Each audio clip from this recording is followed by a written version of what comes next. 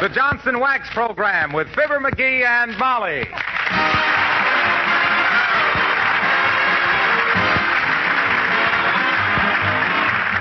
The makers of Johnson's Wax for home and industry present Fibber McGee and Molly, written by Don Quinn, with music by the King's Men and Billy Mills Orchestra.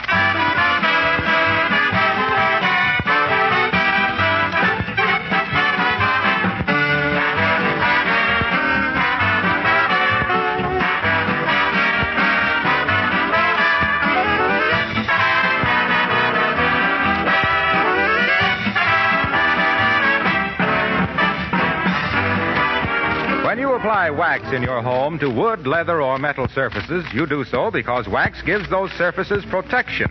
It also gives them beauty, but its primary purpose is to protect them against wear, dirt, moisture, and corrosion. And because you can reapply wax whenever it's needed, you give these surfaces nearly permanent protection. It was very natural that your experience with Johnson's Wax should lead directly to the use of special wax finishes for many kinds of war materials.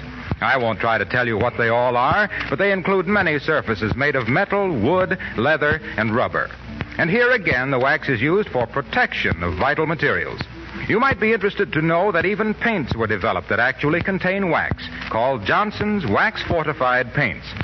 During the war, these have been greatly restricted, but they will again be available for industry, institutions, and products after the war. It's partly your use of Johnson's Wax on floors, furniture, and woodwork that has led to this increased usefulness of wax in war.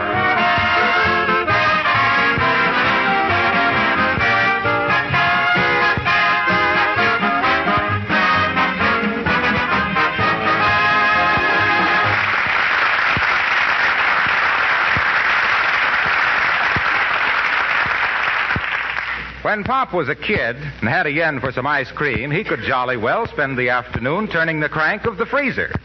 And now with the drugstores so short of congealed cow juice, we find history repeating itself in the kitchen of 79 Wistful Vista, the home of Fibber McGee and Molly.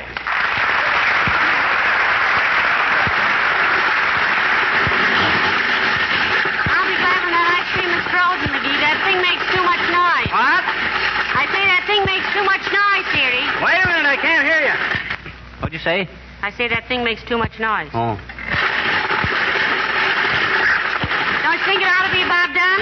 What day? I say, don't you think it's about frozen? Wait a minute, I can't hear you. What'd you say?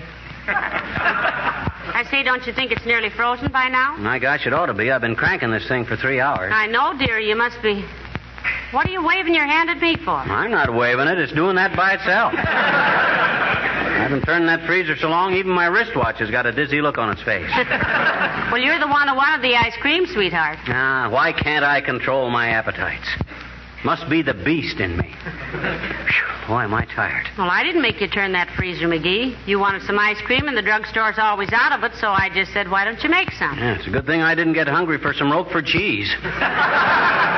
You'd have suggested I go out and milk a goat. Now, look, dearie, don't blame me now. I know. I brought it on myself. I know. I just got a sudden urge for a chocolate sundae or something. Gee whiz, I don't know why. Hey, what are you going to do? I'm going to put on my apron and turn that freezer for a while. I'm getting hungry for some ice cream myself. Oh, no. I'll do it, Molly, huh? I'm rested now. Well, I just assumed. No. This is man's work. I wonder where I could get a man. You know, it should have been frozen long ago. Are you sure you followed the instructions? Sure I did. Well, you got me all puckered up for a chocolate sundae now. Are you sure the drugstore hasn't got any ice cream? I'm practically certain. Well, I wish you'd call them and see, just on the off chance, you know. Okay. And if they haven't got any, I can go back to cranking this doggone blister factory. Hand me the phone. Here. Thanks. Hello, operator. Give me Kramers drugstore on the corner of 14th and... Oh, is that you, Mert? Oh, dear. How's every little thing, Mert? Busy. What's that, Mert? Oh, my gosh. That was tough luck, wasn't it? Oh, dear. Went flat right in front of the post office, eh? Mert's tire? No, Mert's sister. She was singing at a bond rally.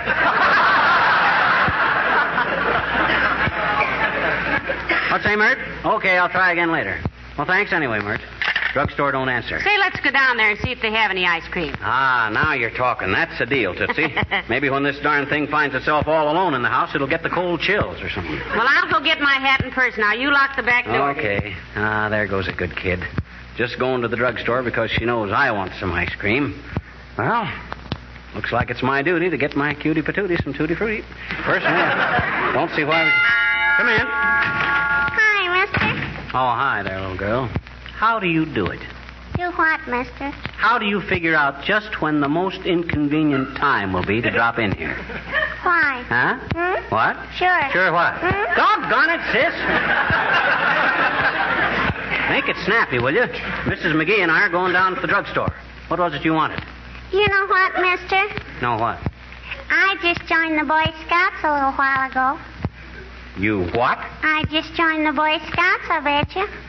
Gee, they're swell. Yeah, but now, wait a minute. Did you know that this is their 34th anniversary, mister? Did you? Is it really? 34th. But you're a girl. How did they ever manage Well, I've always wanted to join the Boy Scouts because my brother was a Boy Scout, and now he's in the Marines, and I bet you he'd be glad to know I joined the Boy Scouts on their 34th anniversary, I bet you. Doggone it, sis, don't talk nonsense. I said don't talk nonsense. The Boy Scouts only include boys. You couldn't join. I bet you I did, though, I bet you. Now, wait a minute, sis. They were on a hike, and they went past our house, and I joined them for 10 or 12 blocks, I bet you. And I said, what patrol are you boys? And one of them said, we're badgers. And I said, merit badgers, and that just laid there, so. And then the scoutmaster sent me home. Yeah. None too soon, either. Seeing as I used to be a scoutmaster myself, I'm going to send you home. Go on, sis, beat it, will you? You got time to hear my poem first, mister, that I wrote for school? Is it short? Sure. Shoot. Okay. I call it, There Was an Old Lady Who Lived in a Shoe. Oh, let's hear that. I always get a honk out of Mother Goose. What'd you say? Go ahead. Okay. There was an old lady who lived in a shoe. With the housing situation, she was very lucky, too. So you can just imagine how her blood ran cold when she heard some nasty gossip that the place was half sold.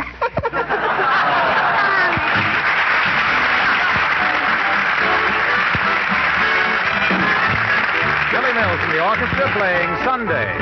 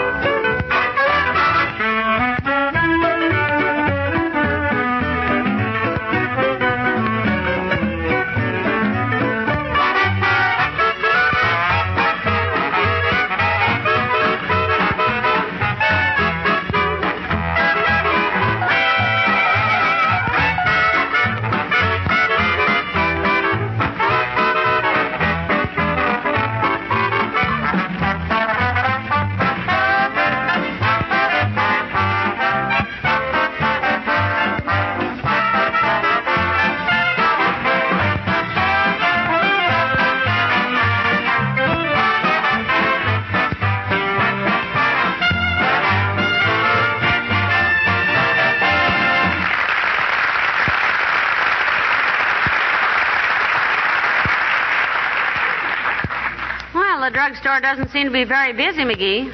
Nobody at the soda fountain. That's wonderful. I'll get Kramer to whip us up something special. Hi, Bud. Kramer here? No, sir. He's out of town, and he won't be back till maybe Thursday. Who's Kramer? Who's Kramer? Why, he's the man who owns this drugstore. Didn't he hire you? No, I answered an ad. Oh. Well, who'd you talk to after you answered the ad? Somebody must have handed you an apron and said, go ahead. Yeah. Hey, maybe is this Kramer a narrow-sighted man with glasses that he overlooks itches with? Yeah, that's him. Is he here? No. If you want to see him, you'll have to wait. What was that, Bud? I said if you want to see Kramer, you'll have to wait. Yizzle. Yeah. Youwill. Yizzle. You'll have to wait, see? Well, if we don't see him, tell him Mr. and Mrs. McGee were in. Signing. What? I said signing. I'll tell him. What do you mean, signing? I mean Certainly. Signing. Hey, what's the matter? Don't I articulate the stink?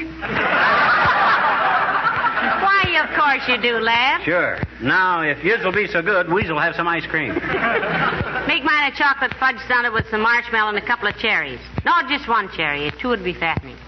I want a double banana split with strawberry and pineapple, crushed pecans, a dab of whipped cream, and a Nabisco. Well? Lady, let me bring you up to date, huh? On December 7, 1941... On that date, we was assault and battered at Pearl Harbor. Now, since that time, we would be set with priorities and shortages of many commodities, among which is ice cream. Well, sure, but... Yeah, sure, but yeah, well, that's different. You can have that whole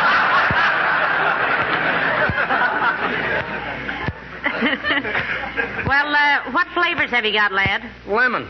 And you'll have to wait for that.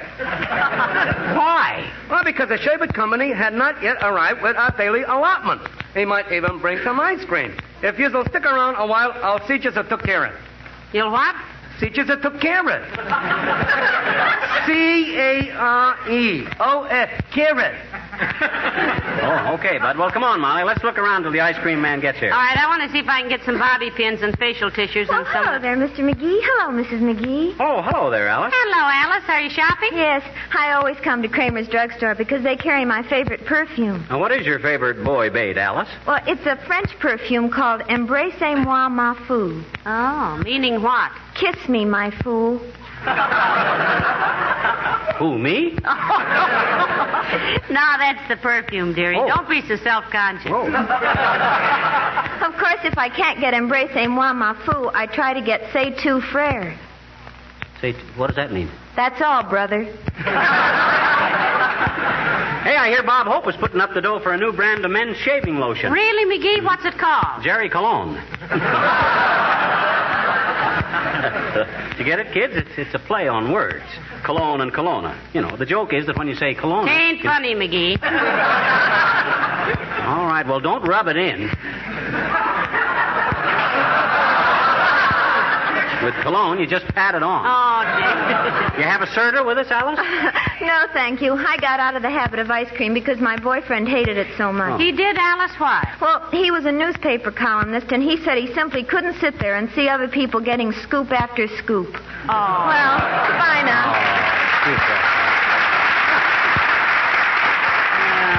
Great kid, but I wish she'd carry an umbrella. Why? I don't think she knows enough to come in out of...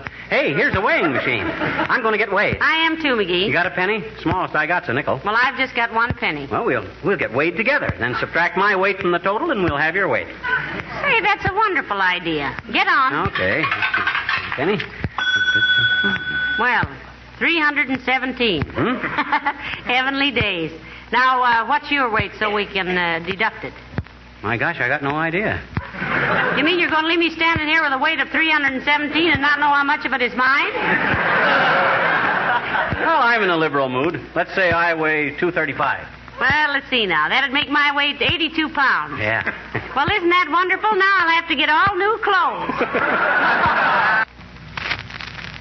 Hey, wait a minute. I merely... Oh, there's Wilcox. Hi, Junior. Hello, pal. Hello, Molly. Hello, Mr. Wilcox. Say, I'm glad I ran into you folks. Will you, one of you loan me a nickel? I've got to make a phone call, and I haven't got anything smaller than a 5. Oh, here you are, Junior. Let me take your fountain pen, Molly. What for? Well, Wilcox can write me an IOU on the back of his business card. Oh, for goodness sakes. Can't you trust a friend like Mr. Wilcox for 5 cents? Well, gee whiz. Wait a minute. He's right, Molly. Business is business. You betcha. Will 6% interest compounded semi-annually be okay, chum? Oh, make it 5%. Let's keep it friendly. Make it 5.5. I don't want you to lose anything. No. Make it 5 even. I'm no loan shark. It's just a personal thing. Isn't he a sweet guy, Molly? Give you the shirt off his back. Yes, and all he asks in return is your coat and pants. Oh, yeah, well, if business-like methods don't appeal to you Be guys... quiet now. Mr. Wilcox wants to telephone. Excuse me a minute. I don't see what's wrong about me. I never wrote me anything about these things. Hello? Hello, honey horsey. This is Sugar Doggy. Oh. Get a load of the... Quiet. Yes. Sugar Doggy will be home to have din-din with his little honey horsey boojum. Ain't that nauseating? I think it's wonderful. I wish my husband would talk to me like quiet, McGee. Well, I wasn't talking. What? What was that, Cookie Face? Yes, Lolly Mama. I called on Mrs. McClure. Yes, and she was delighted when she saw what Johnson's self-polishing glow coat did for her linoleum. That's the first sensible remark. Yes, and when she saw how it brought out the original colors and took away the dusty, faded appearance, she was awfully pleased.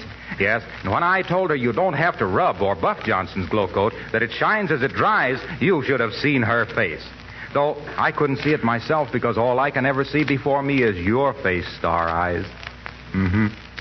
Well... don't do dead overtired now. Oh. Dead plenty of West. Goodbye, Elsie Pie. Ah, what a woman. Sometimes I wish she weren't so sentimental. Get to be kind of a strain, does it, Moffat? Yeah. I don't mind it when I talk to my wife, but to go through that just to keep the cook happy, oh, brother. Thanks for the nickel.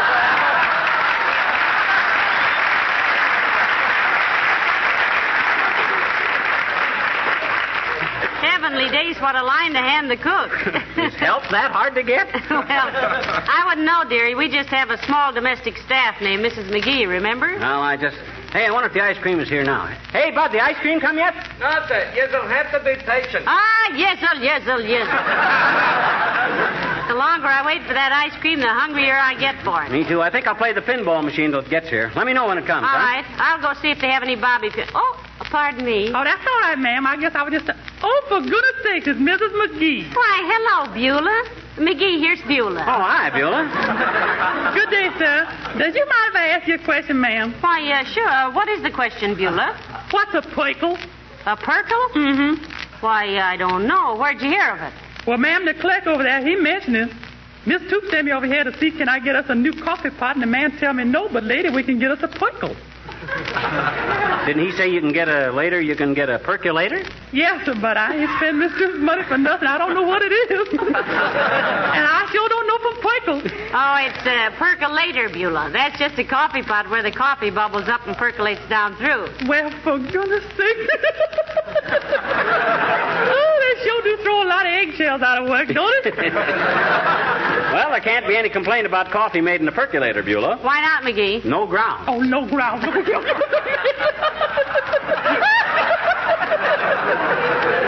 Oh, he's real amusing, ain't he, man? Well, there are them as think so, including him. Well, that all you got to get here, Beulah, a coffee pot? No, sir. Little Willie asked me to get him some art gum. Art gum, huh? Yes, sir. Though I don't know how that child can stand that stuff. I tried to chew some up and it tastes terrible. Tastes just like rubber. Well, you're not supposed to chew it, Beulah. Art gum is used to rub things out. It's an eraser. Yes.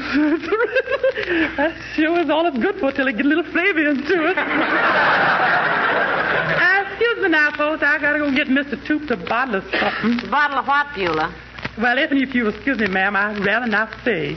I never gossips about my people. Oh. All I can say is that when Mr. Toop puts this in his pocket, he can sure sing a song of sixpence. You mean a pocket full of... Yes, sir.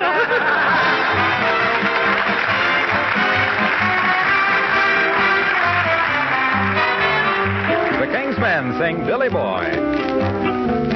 Where have you been, Billy Boy, Billy Boy? Oh, where have you been, charming Billy?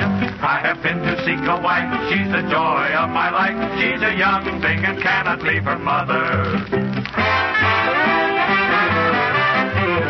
Did she bid you to come in, Billy Boy, Billy Boy? Did she bid you to come in, charming Billy?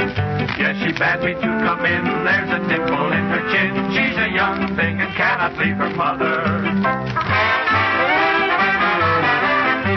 Can she bake a cherry pie, Billy boy, Billy boy? Can she bake a cherry pie, charming Billy? She can bake a cherry pie quick as a cat can wink its eye. She's a young thing and cannot leave her mother. Charming Billy, why do you wait? Why don't you ask her ere it's too late? You'd better make haste, Billy, time's a-wasting. Does she ever disobey, Billy boy, Billy boy? Does she ever disobey, charming Billy? She will never disobey if you beat her once a day. She's a young thing and cannot leave her mother. Just how very young is she, Billy boy, Billy boy? Just how very young is she, charming Billy? Well, she's all of 47, but her IQ is 11. She's a young thing and cannot leave her mother. Charming Billy, I see a flaw. What will you do with your mother-in-law? You better take care, Billy, beware. Oh, her mother's very smart. She can read and write and cook, and she's more beautiful by far than any other. So as long as I know now, I must support her anyhow. Why don't I say goodbye to the young thing and marry her mother?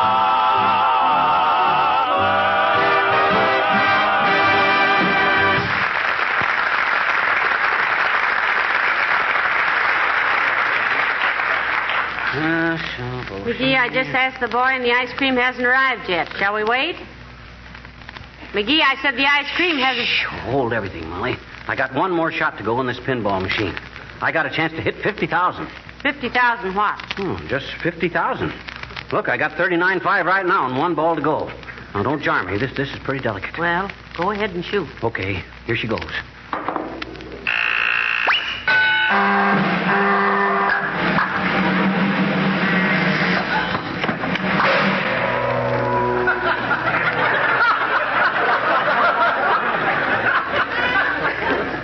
Shucks, I missed.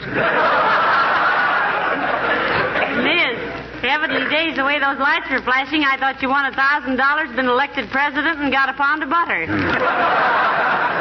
Look at that score. Miss getting 50,000 by 75 points. Now I can't play another game free. That's disgusting. Gee, Oh, there. Good day, my friends. And how are you this fine January day? Hello, Mr. Wellington. And it isn't January. It's February. Yes, I know. But according to my morning's mail, comprised of notes from several creditors, I seem to be a month behind. And what, may I ask, are you doing in this apothecary? I might even say apothecash and carry. Shop? Well, we got hungry for some ice cream, Mr. Wellington. We're waiting for the next delivery. We saw an ad in the magazine for a chocolate soda, and we decided... Excuse me, McGee, but you dropped your hat there. Oh, thanks. Ladies and gentlemen, we're gathered here this evening in the best interests of our charming community, Wistful Vista. It has been said, and with some justice... Hey, cut it out. Stop it. Where am I? Oh, thank you very much, my good fellow. What on earth was all that about? Oh, didn't you know? Wellington makes a speech at the drop of a hat. Pick a line up, that's all. Well, how are you otherwise, Wellington, old man? Oh, splendid, my dear fellow, splendid. I missed you at the Chamber of Commerce luncheon last Wednesday. Well, he was there, Mr. Wellington. Oh, I know, my dear, I know. But in the festive spirit which prevails on those occasions, I was throwing breadcrumbs at my fellow members, and I missed your husband. I think we ought to have more dignity at those meetings, say. Yes, McGee thinks everybody acts pretty childish, Mr. Wellington. Oh, really? To me, the boyish exuberance displayed at those affairs is delightful and charming. Remember what the poet said, roll me some corn silk, give me a light, make me a child again, just for good night.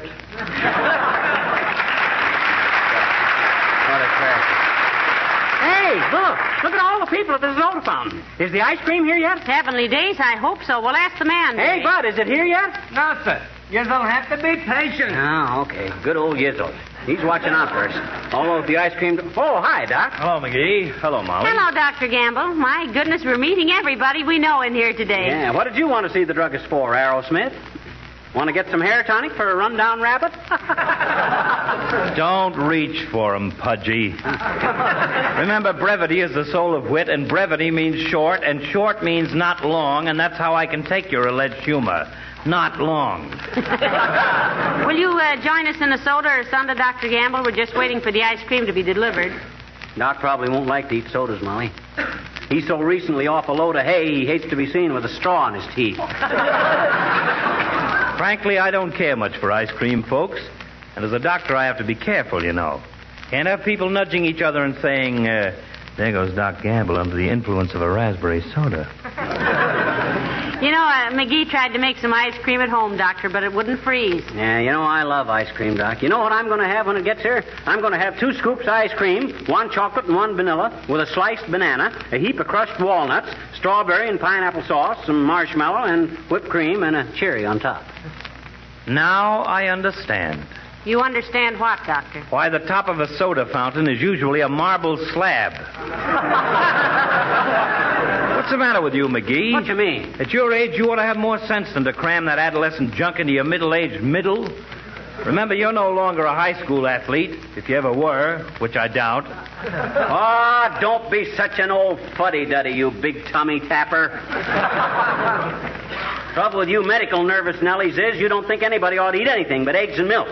If we left it to you, the human race would be mooing and cackling in 2 generations. Oh, now, well, boys, you'll be mooing in your own generation, you bull-headed little maverick.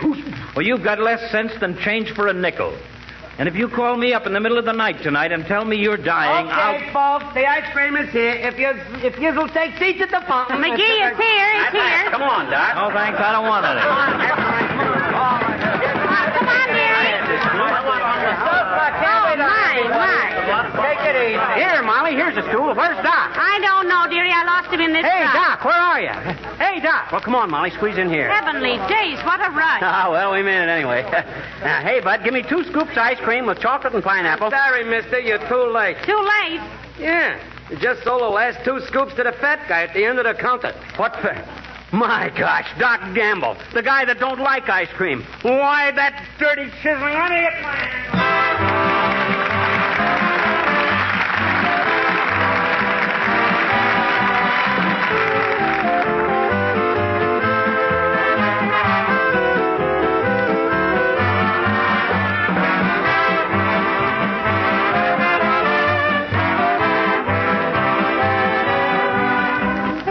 The other day, I had a letter from a listener who asked me why I'm always talking about kitchen floors. Don't you realize, she asked, that we have linoleum in lots of places besides kitchens, like the bathroom, entrance hall, playrooms, even bedrooms? Well, of course, I do realize that. And everything I've ever said about the value of Johnson's self-polishing glow coat for kitchen floors applies equally well to every linoleum surface. Linoleum in the bathroom or entrance hall actually gets almost as much hard use as it does in the kitchen. It's exposed to moisture and wear and dirt, so it needs continual protection. You want it to look its best, to be easy to clean, and you certainly want to save yourself work. So there you have 1, 2, 3 good reasons for using Johnson's Glow Coat on all these floor surfaces. Glow Coat takes practically no work because it needs no rubbing or buffing. It's self-polishing. You simply apply and let dry. Glow Coat itself does the rest. And the regular use of Glow Coat will make your linoleum last 6 to 10 times longer.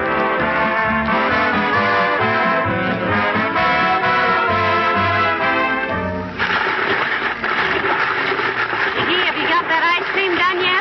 What's that? I say, isn't the ice cream done yet? Wait a minute, I can't hear you. What's that? I said, isn't the ice... I say, isn't the ice cream frozen yet? Well, I guess this just ain't my day to have ice cream. I followed all the directions, too. I don't know what's the matter with it. Put in the eggs, milk, cream, sugar, vanilla, and... Oh, my gosh. What'd you forget? The ice. Oh, dear. Good night, all.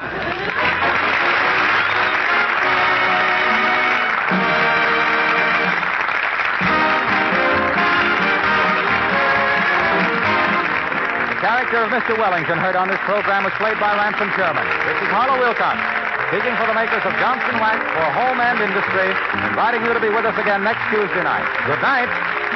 This is the National Broadcasting Company.